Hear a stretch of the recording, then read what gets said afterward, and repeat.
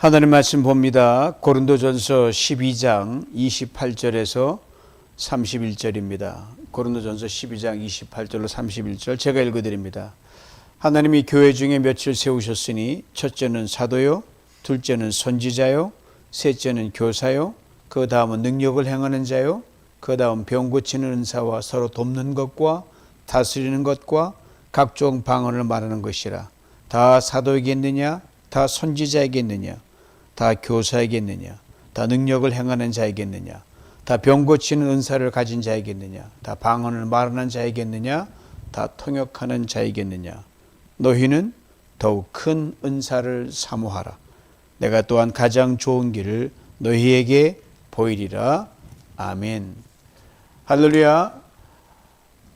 수요 주제 오늘 날씨 추워지는 가운데 성령의 뜨거운 운행하시며 여러분 가운데 계셔서 훈훈케 하시고 하나님 은사를 충만히 붓는 복된 저녁 되기를 축복합니다. 고린도 교회 은사 참 많이 받은 은사 때문에 싸우는 교회가 돼서 바울이 은사로 인한 잔소리를 길게 이어갑니다. 도대체 왜 은사 때문에 싸울까요? 사실 깊이 좀 들여다보면 은사 때문에 싸우기보다 은혜를 제대로 알지 못해서 싸우는 것이었습니다. 은사론에 분쟁한 것처럼 보이지만 은혜를 제대로 알지 못했기 때문에 거기에 대한 감사가 없었고 그로 인해 이것이 엄청난 은혜인지 모르고 다투고 싸웠습니다. 우리가 하나님의 구원을 받은 것 12장 13 이런 말씀이 있잖아요. 우리가 유대인이나 헬라인이나 종이나 자유인이나 다 한 성령으로 세례를 받아 한 몸이 되었고 또 다 한 성령을 마시게 하셨느니라. 예수 안에서 남녀의 빈부귀천 모든 영 다 하나가 되어서 하나님의 자녀가 되었다는 거죠. 찬송 부른 것처럼 죄인도 원수 없는 거예요. 다 하나가 된 거예요. 어떤 차별도 없습니다. 모두 다 하나님의 소중한 자녀들이란 말입니다. 모두가 한 사람에게, 한 사람이 모두에게, 각 사람이 서로서로에게 유익한 존재, 없어서는 안 되는 존재가 되었다는 말입니다. 어떻게 해요? 하나님께서 한없이 부족한 정말 모자라도 함량 미달인 우리들을 그렇게 존귀한 옷을 입혀주셨기 때문입니다. 이것이 바로 은혜입니다. 다시 말해서 구원받은 게 가장 큰 은혜입니다. 거기에 비춰보면 실은 아무것도 아닙니다. 작습니다. 누구 말도 우주의 먼지에 불과합니다. 성경도 증거하잖아요. 시편 103편에 우리가 먼 단지 먼지뿐입니다. 사실 보면 나라는 존재 내세 효과 하나도 없습니다, 여러분. 그러면 남이 더 커 보이든 작아지든 그게 신경 안 써야 되는 거예요. 나의 아무것도 아닌 기준을 가지고 보니까 이 사람 나보다 형편한 것처럼 보여요? 높아 보여요? 누가 나보다 좀 더 혜택을 누리게 되면 질투가 나고 경쟁심이 발동한단 말입니다. 내가 뭐가 못한 상대방을 깎아내립니다. 아니 무시합니다. 너도 나도 예수 안에서 은혜의 옷을 입고 그 점에 불과한 우리가 큰 은혜, 큰 울타리 안에 막 뒹굴고 뛰어놀아도 시원치 않은데 감사만 넘칠 거 아닙니까? 근데 그렇지 않다란 말입니다. 구원받은 은혜를 깊이 인식하고 깨닫지 못하기 때문이죠. 나는 아무 할 말이 없는 거예요. 그러게 늘 자기의 내 주제를 알아 하나님이 광야를 나온 이스라엘 백성에게 입이 닳도록 말씀하셨어요. 너는 애굽에서 종된 존재들이다. 이걸 잊지 말아라. 종인 너희를 내가 강권적으로 끄집어내서 자유인이 되게 했는데 내 힘으로 된 거냐? 네가 잘나서 된 거냐? 무슨 자격이 있었던 거냐? 일방적으로 너를 불쌍히 여기고 긍휼히 여겨서 그리 된 것뿐이다. 고로 잠잠하라 이 말이에요. 이걸 깊이 깨닫고 알고 살아가는 사람이 은혜를 제대로 아는 사람입니다. 지난주에 불렀잖아요. 모든 것이 은혜. 입으로 수도 없이 고백합니다. 눈물도 흘립니다. 정말 모든 것에서 나라란 존재는 온데간도 없고 하나님의 긍휼하심만 나타나는 그런 삶의 모두가 돌아갈 때 그게 고백에 맞는 삶을 살아간다는 거예요. 그게 전제로 한 사람이 그 노래를 진실되게 부를 수 있는 겁니다. 이걸 다른 사람의 관계 속에서 그대로 인정하고 그 누구에게도 주장하는 자세를 취하지 않는 것. 그러게 성경 분명히 말하죠. 남을 나보다 낮게 여기라는 그 말, 이 곰곰이 생각하면 지금 은혜를 깨달은 사람이 실천할 덕목 넘버원입니다. 예수님 십자가를 지시기 위해 예루살렘 들어가시는 그 도상에서 제자들이 격하게 싸웠습니다. 싸운 게 뭔지 아세요? 예수님이 이제 예루살렘 들어가면 그 힘으로 모든 것 싹 정리하고 메시아 왕국을 세울 것이다. 그러면 내가 여기서 가장 큰 자리를 차지할 것이, 이걸 가지고 다툰 거예요. 싸웠어요. 그러면서 내가 더 큰 일을 했다. 내가 예수 가까이 지냈다. 예수 내 이름을 더 많이 불렀다. 이런 거 가지고 막 티격태격 싸우는 거예요. 그들 주제를 보면 결코 예수님 제자가 될 만한 자기 없는 사람들이에요. 클래스가 안 되는 사람들이에요. 그냥 불러준 것만 해도 감사한데 뭘 가지고 내세우고 싸우냐 말이죠. 자기를 불러준 은혜를 제대로 몰랐기 때문에 그렇죠. 자기들만 보인 거예요. 정확히 자기만 가장 크게 보인 겁니다. 이건 눈에 뵈는 게 없죠. 예수님도 안 뵀으니까.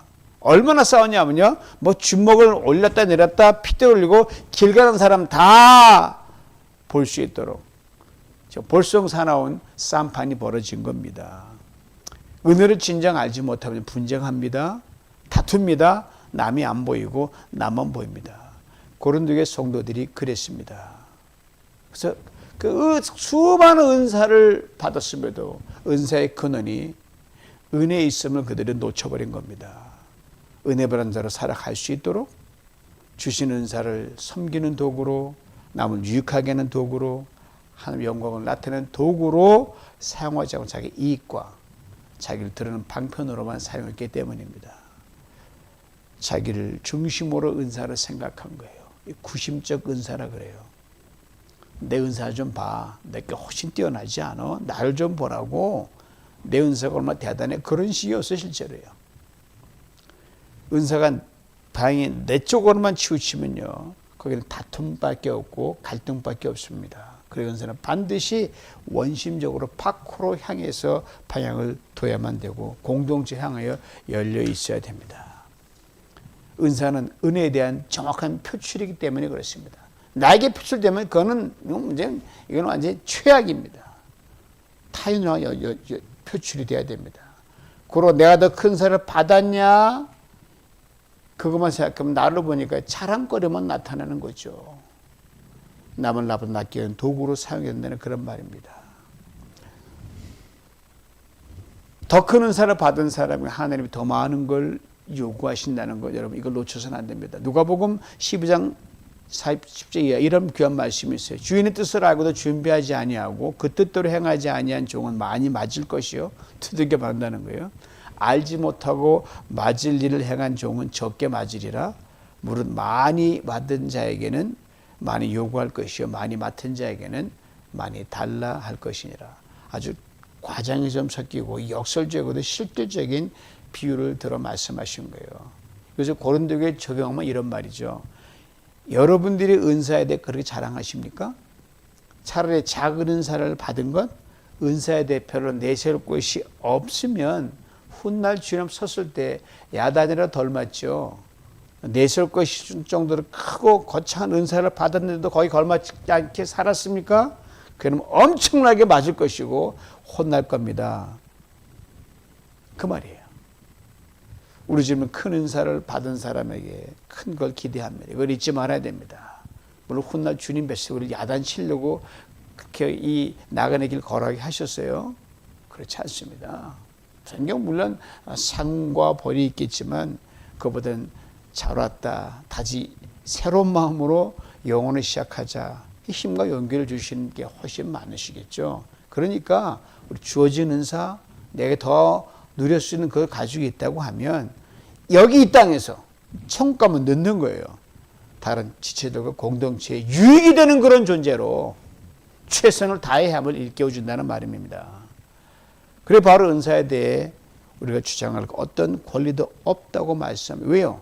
하나님이 원하시는 대로 각 사람에게 알맞게 주신 거니까 무슨 잔말이 많냐 이 말이에요. 그 이유를 이렇게 말합니다. 오직 하늘의 몸을 고르게 하여 몸 가운데 분쟁이 없고 여러 지체가 서로 같이 돌보게 했습니다. 오직 내가 더 큰 은사를 가졌든 더 할 수 있든 적게 할 수 있든 다 다 컴바인해가지고 골고루 하는데 다 양념되게 한 거예요. 다 녹아져버린 소금이 되게 했다는 거예요. 그렇게만 은사를 사용하고 혹 내가 더 가진 거지 그걸 사용하라는 거죠. 은사에는 내가 가진 모든 유리한 걸 다 포함하거든요. 오늘 보면 29절 이렇게 강조합니다. 이미 앞에 나온 19절, 20절 말씀에 대한 바울의 탁월한 주석이에요. 19절, 20절은 이런 말씀. 만일 다 한 지체뿐이면 몸은 어디냐? 이제 지체는 많으나 몸은 하나라. 이거에 대한 구체적인 주석입니다. 들어보세요. 다 사도이겠느냐? 다 선지자이겠느냐? 다 교사이겠느냐? 다 능력을 행하는 자이겠느냐? 다 병 고치는 은사를 가진 자이겠느냐? 다 방언을 말하는 자이겠느냐? 다 통역하는 자이겠느냐? 대답은 아니오시다 이거죠. 다 그렇게 되면 난리가 나게요. 모든 은사를 가지고 있다는 이유로 어느 은사가 더 낫다 할 수 없다는 거예요. 왜? 각 은사의 역할이 독특하게 다르기 때문에 사람 볼 때는 크다 작다 하는 볼 때 똑같다는 거예요. 이거 없으면 저것이 안 되고 저기 없이 이게 안 되기 때문에 그래서 골고루 퍼져야 된다는 거죠. 이 중에 바울이 특별히 앞에 세 사람을 언급했는데 사도요, 선지자요, 교사입니다. 사도를 가장 언급한 것은 그들로 인하여 교회가 세워진 초석과 선구자였기 때문에 그들의 노력 결코 간과할 수 없죠. 소위 말하는 12제자가 사도입니다. 이후에 교회사에 속사도니 뭐 그 한장으로 하면 요즘에 신사도니 그런 거 없습니다. 비성경적입니다. 사도시대는 그걸로 끝났습니다. 그들의 닦아놓은 터와 전해진 말씀만 이어져 가는 겁니다. 그들의 눈물과 헌신을 우리가 보는 거예요. 사도를 맨 처음 언급한 보다 근본적인 이유가 있습니다. 은사를 그렇게 중요한 데 그러니까 차이가 최고니까 사도는 눈물을 못 본 거예요. 천만의 말씀입니다. 예수 그리스도를 믿음으로 얻는 구원의 은혜 복음을 증거했던 그들의 헌신과 희생을 아느냐? 그들의 순교의 피가 있었기에 고린도교회가 가능했고 너희 은사도 은사 됐다는 그 말이에요. 이 말씀에는 깊은 깨우침을 바울이 담아놨습니다. 사도들의 희생과 순교의 피를 결코 헛되게 가볍게 여기지 마십시오. 이것을 분명히 알고 감사하면 어찌 그 터 위에 세우신 교회를 세우기 위해 우리 은사를 가지고 싸움하고 다투고 나눕니까? 천만의 말씀이다 이 소리예요. 다음으로 선지자인데 사도들의 뒤를 이어서 공동체에서 말씀으로 격려하고 세워주고 위로하는 그 직책인데 이 선지자 역할은 오늘까지 이어져 내려오면 즉 저같이 한 말씀을 증거하는 어떤 목회자나 이런 사람들이고 특별히 교회학교에서 목사님 리더십하에서 교회학교 중고등부 청년부 대학부 이게 거기 들어가서 그 부서를 담당하는 거죠. 그들을 하나님과의 만남으로 이끌어가는 거죠. 거기에 이제 그 다음에 이어지는 교사들입니다. 선지자는 목회자에 해당한다고 생각하시면 되죠. 교사는 목회자 교사 역할을 다 하시면 교사는 교사만의 그 학생 양육하는 쪽을 담당하니까 저는 성도 양육도 같이 있으니까 소위 말해 썬데이 스쿨에 자녀들 많이 있잖아요. 그러니까 선지자와 교사가 중첩되기도 하지만 별개의 영역으로 나누어집니다. 그래서 각각 자기 역할에 중요한 게 있기 때문에 특별히 교사들은 목회자처럼 선대서진 않지만 그 음지에서 수많은 사람들을 위해서 눈물 흘리고 신방대하고 다니고 그럽니다. 전 지금도 잊지 못해요. 제가 주일학교 교사를 할 때 겨울바람에 홀 불면서 제가 나타나서 20명인데 신방을 겨울방 내내 다니 얼마나 지금도 그 감격을 잊지 못합니다. 네, 수고하는 거죠. 교사가 참 중요하죠. 교회의 유기적인 성장을 교사가 꼭 필요한 겁니다. 당시 교사를 그러니까 앞에는 은사에서는 안 나와요. 여기 나온 이유는 뭐냐면 교사가 왜 중요하냐면 그 당시엔 성경 교재가 귀했어요. 파피루스라는 걸 써서 했기 때문에 일일이 써야 되거든요. 한 사람 노동이 1년 간신히 다 해야 쪽복음 하나 쓸까 말까 정도니까 굉장히 귀했어요.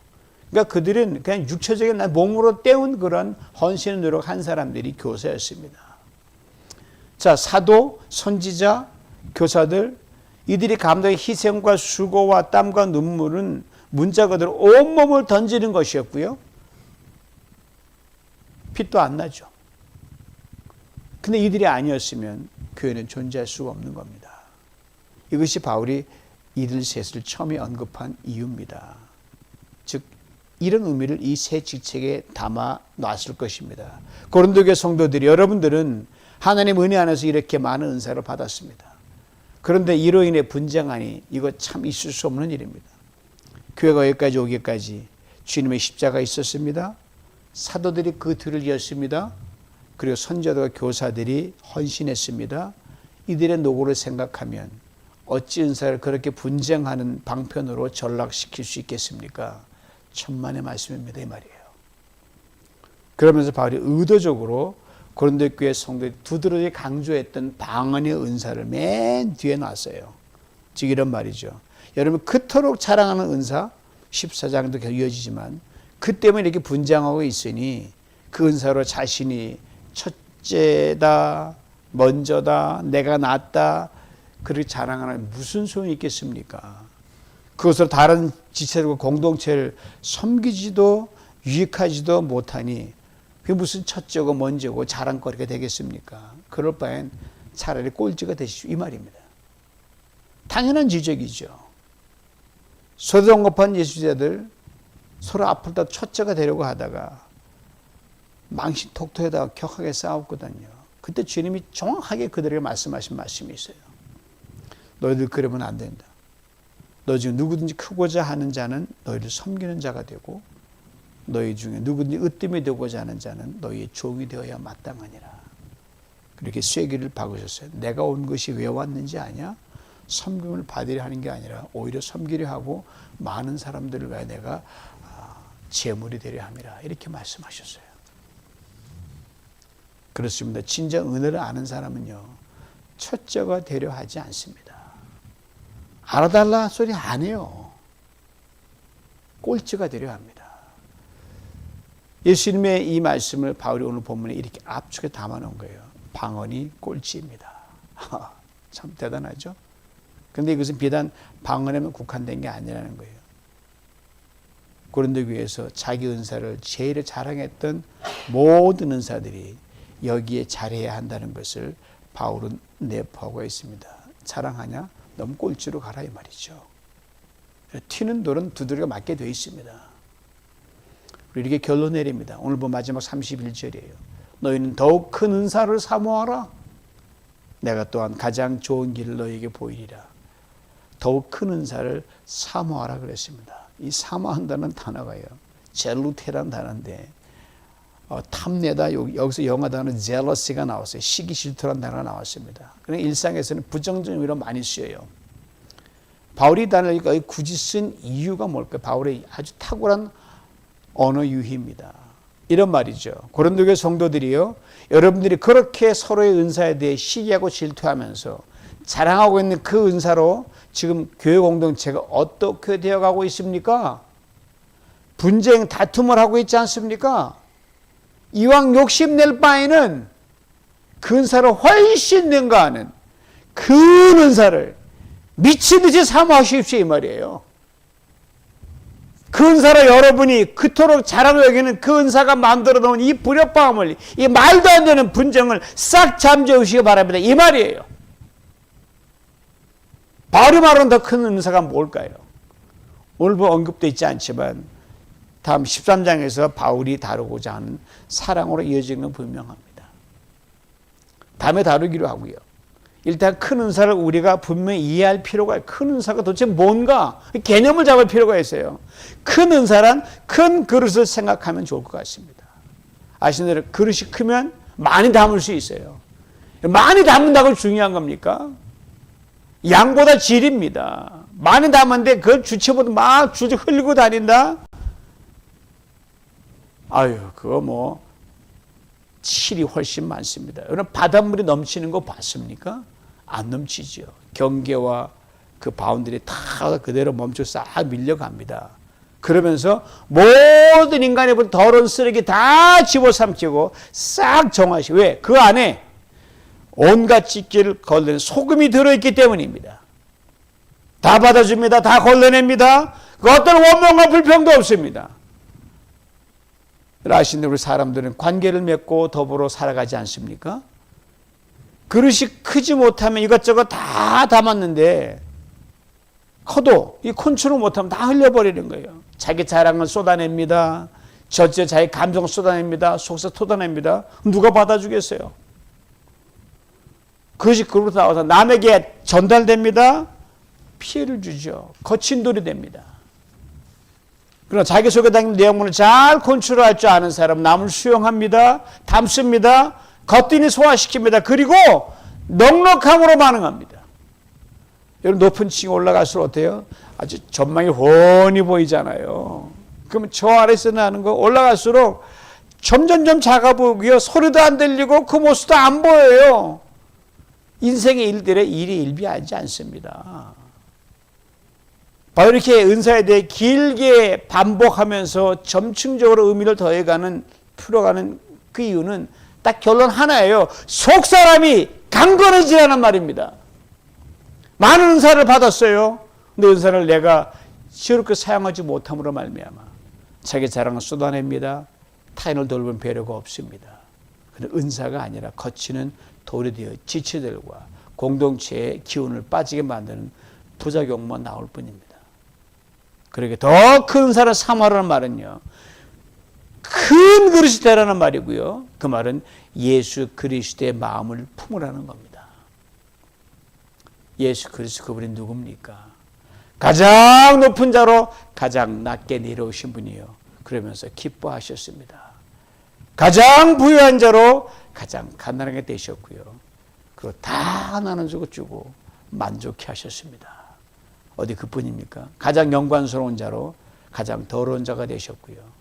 십자가 달려 죽는 저주의 자리에 내려가셨습니다. 그리고 멸시당합니다.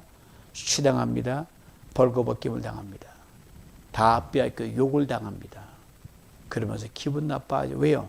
나로 인하여 너희가 사니까. 나로 인하여 네가 유익하게 되니까. 나로 인하여 네가 세워지기 때문이니까. 결국 큰 은사는 사랑입니다. 그런데 고린도 성도들 이 예수를 압니다. 믿습니다. 마음속에 담습니다. 그러나 불구하고 주님께 받은 은사를 자기를 중심으로 한번 생각했습니다. 옆 사람이 안 보여요. 앞 사람도 안 보여요. 조건 따라 봐요.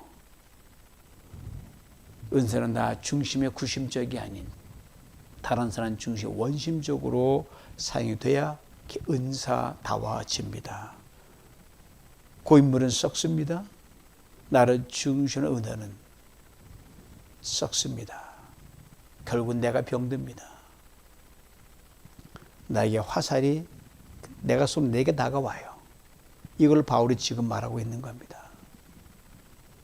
많은 걸 말하는 것처럼 보이지만 모두를 유익하게 하느냐 안 하느냐, 영광을 위하느냐 안 하느냐 이거예요.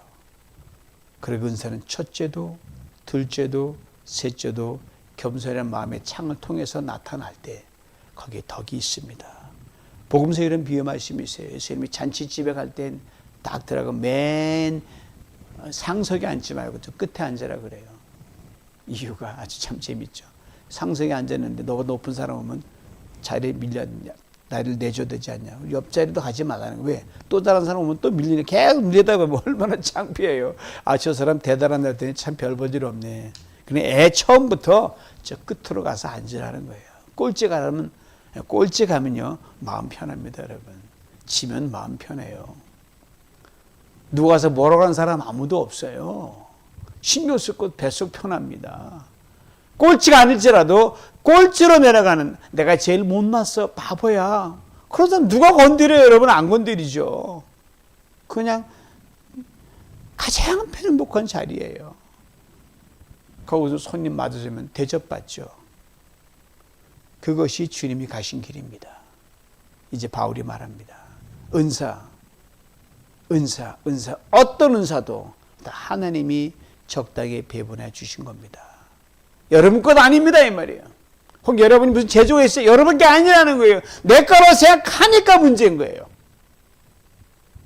그 은혜로 넉넉한 마음으로 섬긴 영성을 가질 때 비로소 은사가 됩니다. 이 말이죠. 근데 왜 속 좁게 알량한 은사 가지고 하는 거 가지고 거치는 돌이 되며 다른 지체 걸림돌이 되며 분쟁을 일으키냐 이 말이죠. 분쟁이 뭐 전쟁 총포 싸움 납니까?